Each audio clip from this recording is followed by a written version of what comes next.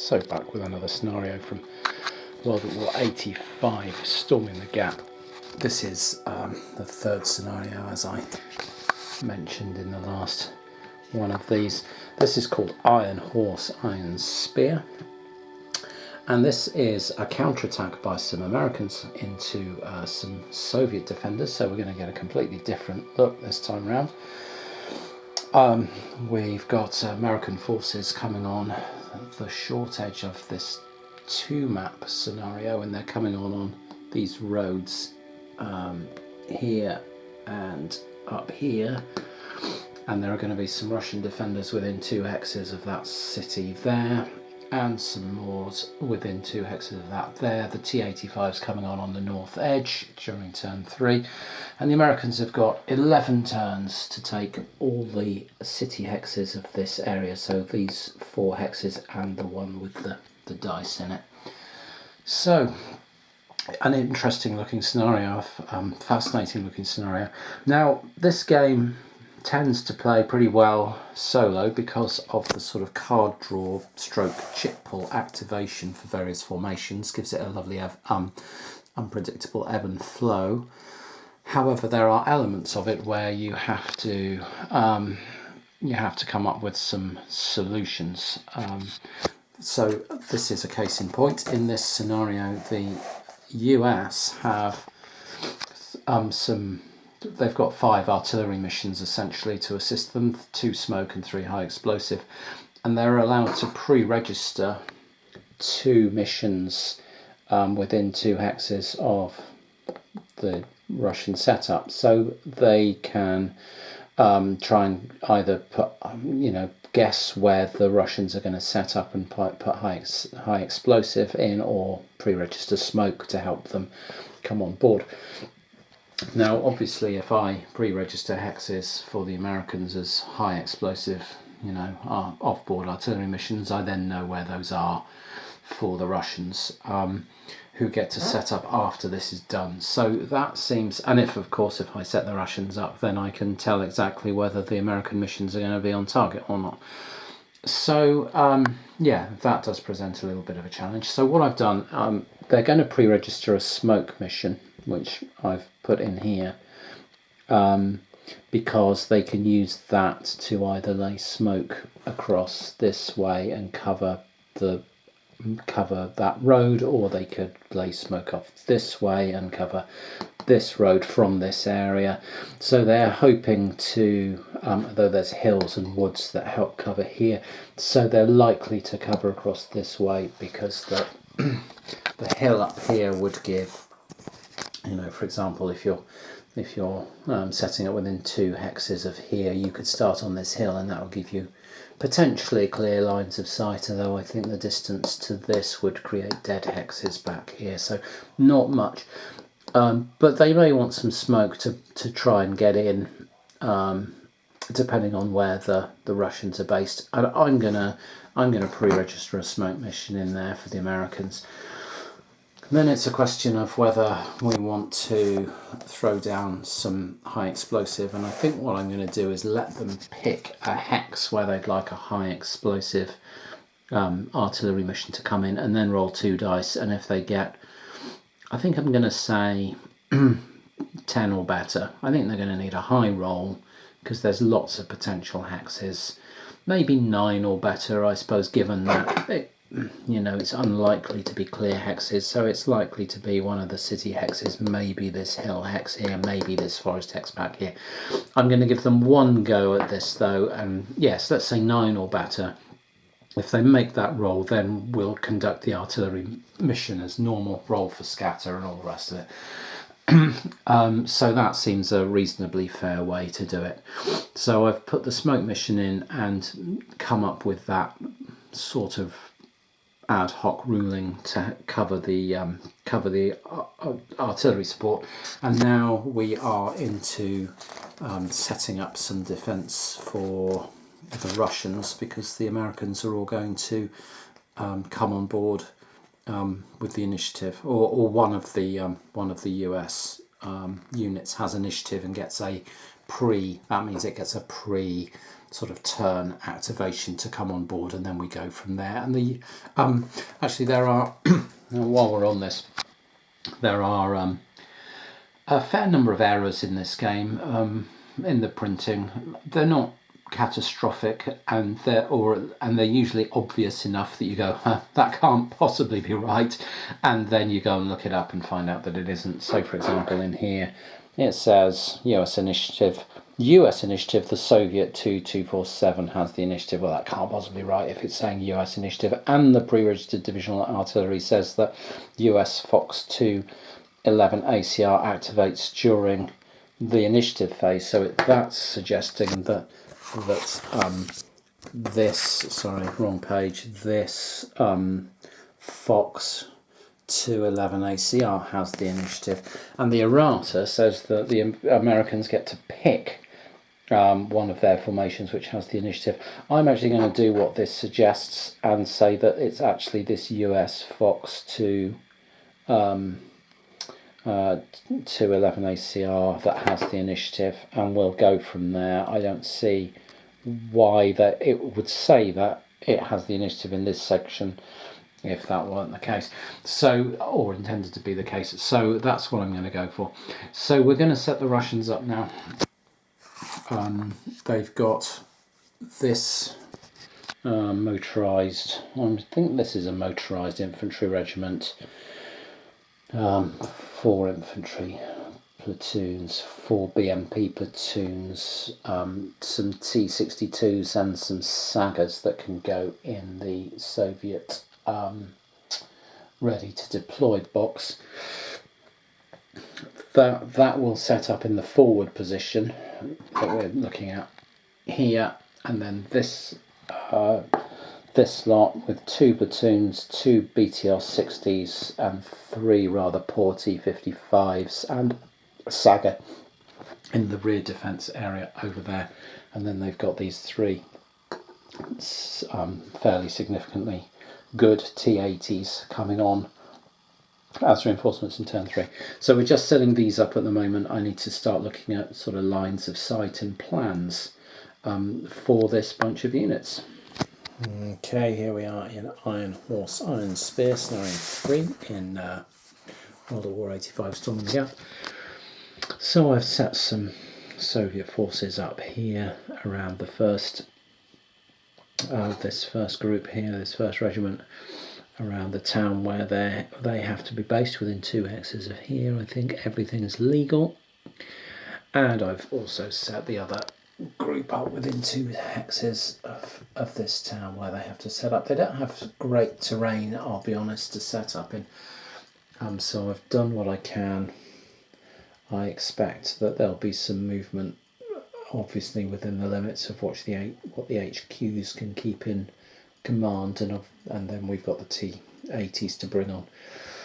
So now what we've got to do is some artillery for the Americans.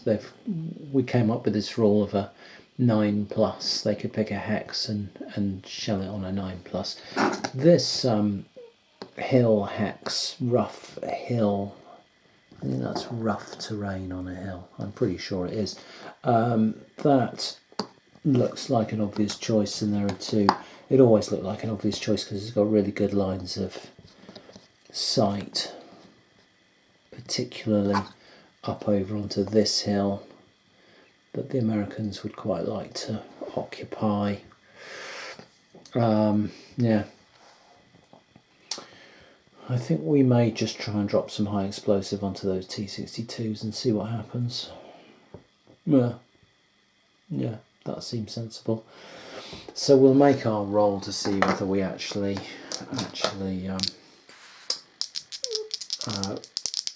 designated that as a pre-plotted fire. We get a 6. We didn't. Okay, so we didn't actually plot any axis. We definitely plotted smoke where that blue cube is, and that allows us to put 3. Well, we have to roll for scatter, I think. Oh, we get some scatter. That's the first time that's happened. Okay, we have to roll now to see. Oh, I need to check the rule book to see what happens here. Yeah, let's have a look. Okay, so we're rolling on this table for scatter.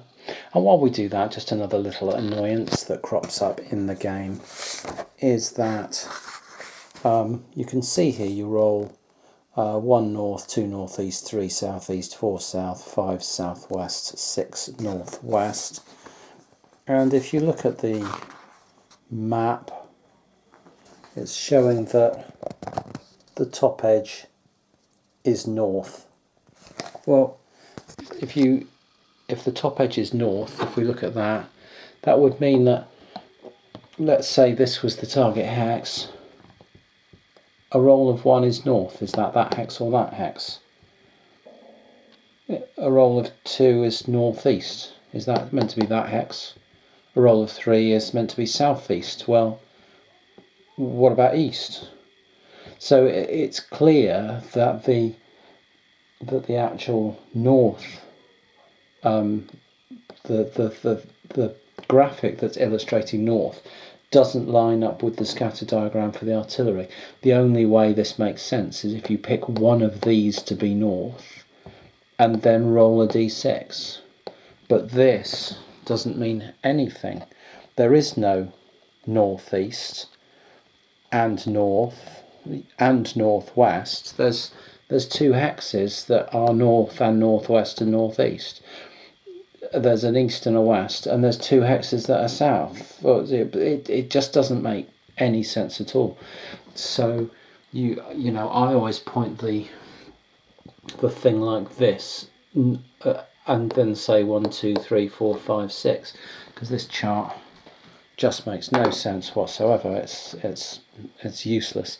So be aware of that. Just reface the north thing on the map. Otherwise, you go to roll your artillery scatter, and then you find out that the table doesn't work.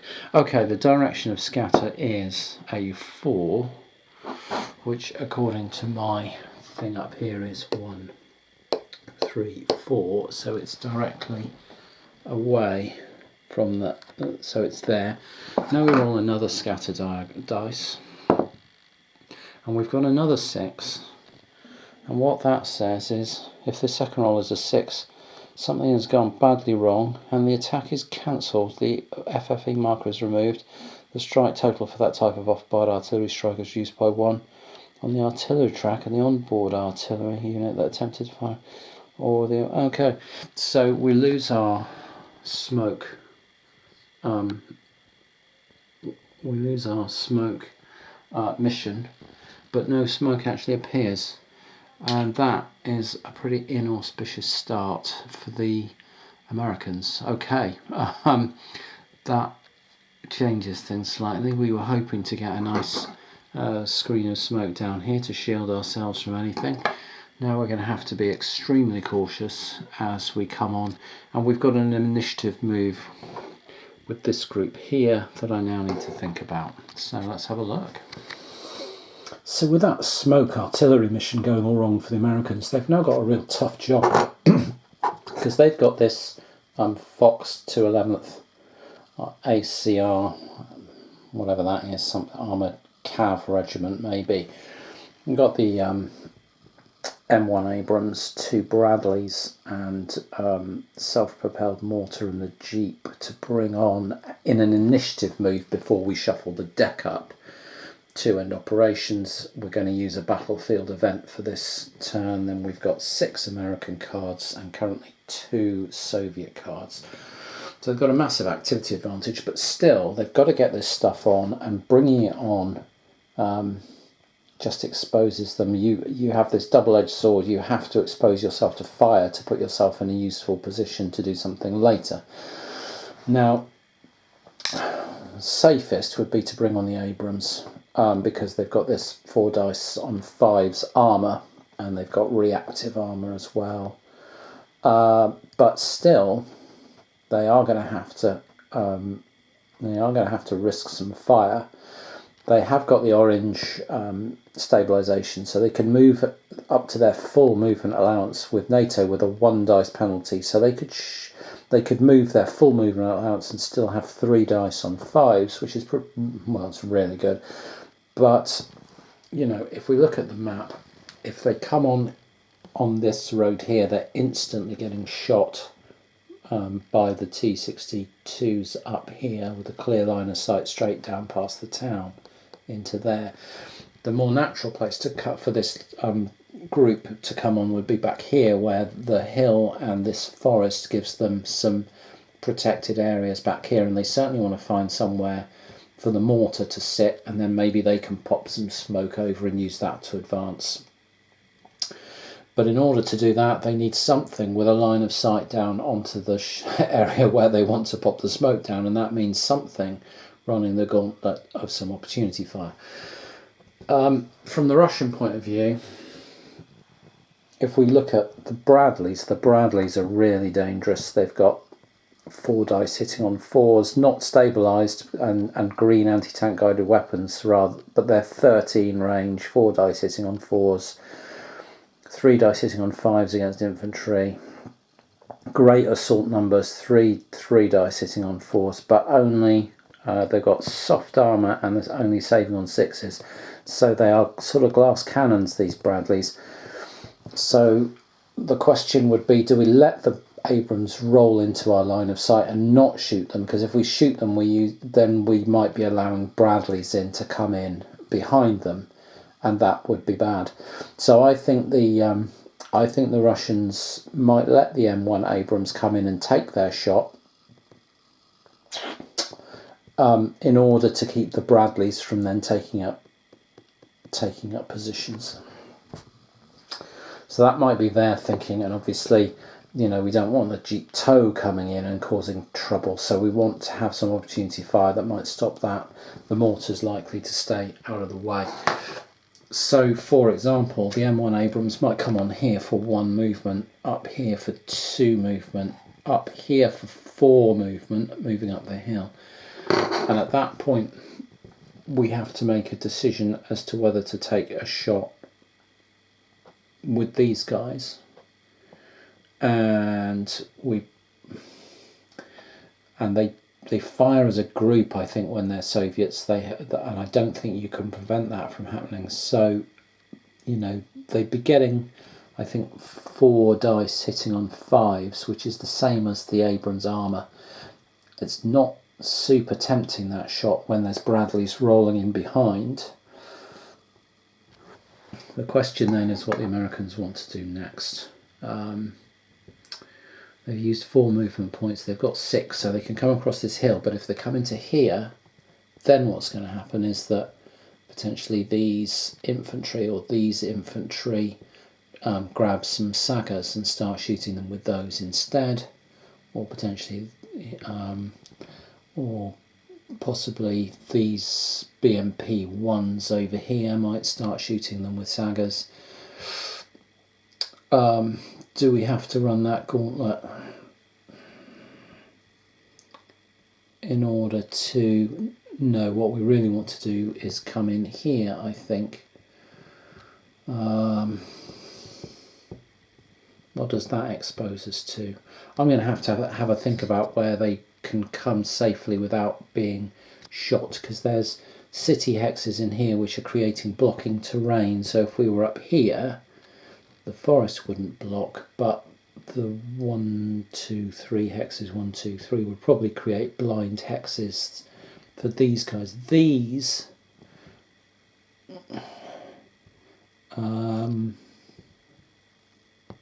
could not see through the hill hex side. So no, I think the only problem, if we come in here, then yes, we're visible to those BMP 1s straight up that hex spine, which would be bad, and also we'd get snaffled potentially by Saga armed infantry. If we come in here, we're still facing the danger of Saga armed infantry.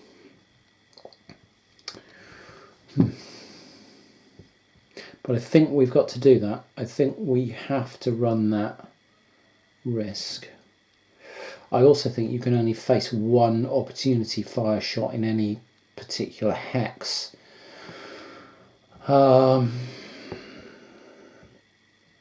So, you know, what do we want to do? It's really difficult because there's so much stuff down there that can just open fire on us. But at the same time, we've got to get to a point where we can see into this area if we're ever going to drop any smoke into it. So I think we have to come in here for 5 movement, and at that point I think the Russians pretty much have to take an anti-tank guided weapon shot with something. So let's see what it's going to be with. Let's check some lines of sight, and I'll come back. And I've still not made a decision, but we've essentially got 3 choices. We could give some Saga missiles to one of these infantry units down here. We've got the shot from the tanks now that this guy's moved another zone. Or we've got a BMP-1 here, which is up on this hill line as well and can shoot straight across with anti-tank guided weapons at the same level. I think I'm going to take the tank shot and leave the anti-tank guided weapons to act as a deterrent to the Bradleys trying to get up onto this hill. So as a reaction fire, these 2 T-62s are going to take a shot at the M1 Abrams, and I think it's called volley fire or something that they get, and I think it's mandatory. I don't think they're allowed to just not do it. It's all a bit weird, but anyway, I think they have to do this thing called volley fire. Soviet Pact and Pact Allied heavy armour vehicles only, which is what these are, receive a +1 to a heavy armour vehicle unit firepower dice in a stack with another vehicle of the same nation. Both units are marked ops complete after the volley fire is executed. Oh, not available during opportunity fire. Oh, in that case, just one of us is going to fire. That makes things much more straightforward. Okay, so we've got 3 dice on 5s, no modifiers at all, I don't think. 1, 2, 3, 4, 5, 6, 7. No, it's normal range. So 3 dice on 5s for the T-62s. That's no hits at all. Okay, and we'll mark one of the T-62s up. Ops complete. Still the other one there. And now the M1 Abrams is going to take a shot, 3 dice on 5s across here at this BMP. So let's see how he gets on. That's 2 hits for the Abrams. Okay, the BMP has got soft armour on 5s, that's 1 dice. He's in woods, that's 2 dice. He's got concealment, that's 3 dice, because he's in woods and he's not ops complete. So 3 dice on 5s, and he's got nothing at all, and he has just taken 2 hits, so he's flipped over to his reduced side and he's disrupted. Okay, and the Abrams is ops complete. Okay, that might make it slightly safer for us to bring on the Bradleys.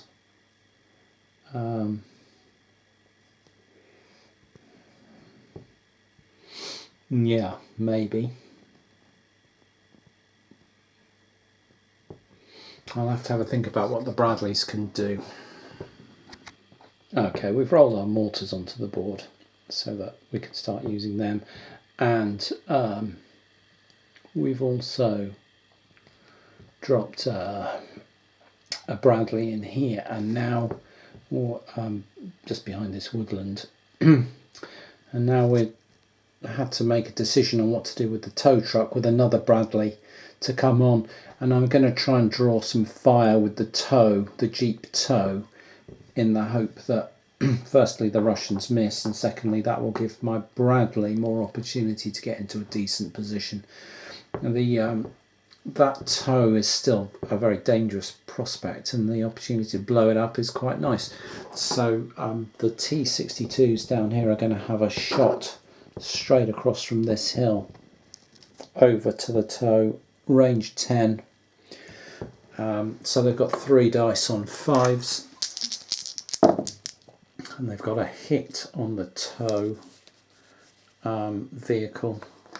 And the tow, oh dear, that doesn't look good. That's soft armour. I think he just got wasted, unfortunately. He's a 1-step unit. No, he took a hit. That means he's disrupted. I don't think he's got a save because he's not got any terrain to help him save. So he's just disrupted by the fire in there. And now we put we can put an ops complete down on here. No need to use both of those. They're both ops complete now. Just sort that out with a single ops complete marker. But that does do what we'd hoped and free up some space for the Bradleys to roll on. So they can now come on 1, 2, 3, 4, 5 in here. And hopefully that will give them some shots into these T62s, and that will allow us to advance. So that's the American pre-initiative phase done. And now we are shuffling the deck up and starting turn 1. Let's see which card is first out of the deck, having shuffled this, and then I'll probably move into another video. So we've got, Fox coming back into the action. Okay. So we can remove all these ops completes. Remove that ops complete. Drop an HQ down. So we'll drop our HQ down here on the Abrams. We'll roll to remove the disruption from our tow Jeep. 7 or less. Gets a 9. Doesn't manage it, still disrupted. That's not great. And now we've got our turn. We could think about some off-board artillery here. So I'm going to move this onto a new video and start turn 1 proper on a whole new film.